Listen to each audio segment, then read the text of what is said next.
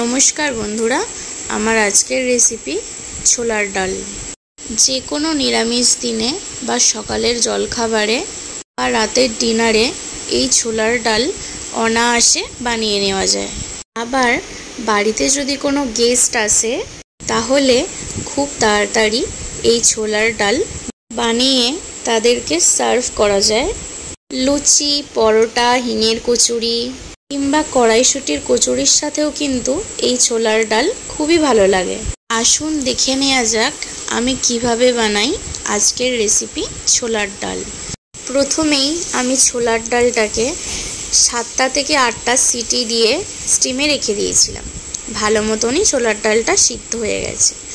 কড়াইতে পরিমাণ মতো সাদা তেল দিয়ে গোটা জিরে, তেজপাতা, শুকনো লঙ্কা আর গোটা গরম মশলা, এলাচ, দারচিনি, লবঙ্গ ফোড়ন দিয়ে একটু হালকা ফ্রাই হওয়ার পর আমি এখানে আদা বাটাটা দিয়ে দিয়েছি। আদা বাটা থেকে কাঁচা গন্ধটা চলে যাওয়ার পর আমি এখানে টমেটো একটু পেস্ট করে রেখেছিলাম, ওই টমেটো পেস্টটাও দিয়ে দিলাম। তারপর যে মশলাগুলো আমি এখানে দিয়েছি, লঙ্কার গুঁড়ো, হলুদ গুঁড়ো, ধনের গুঁড়ো, জিরের গুঁড়ো আর পরিমাণ মতো লবণ দিয়ে ভালোভাবে মশলাটাকে কষিয়ে নিয়েছি। মশলা থেকে তেল ছেড়ে আসার পর আমি সিদ্ধ করে রাখা ছোলার ডালটা দিয়ে ভালোভাবে ফুটিয়ে নিয়েছি। আর নামানোর সময় স্বাদ মতো চিনি দিয়েছি। আর একদম লাস্টে ভাজা মশলা আর একটু সামান্য ঘি দিয়ে নামিয়ে নিয়েছি। তো বন্ধুরা, কেমন হয়েছে আজকের ছোলার ডালের রেসিপি আমাকে কমেন্ট করে জানাতে ভুলো না কিন্তু।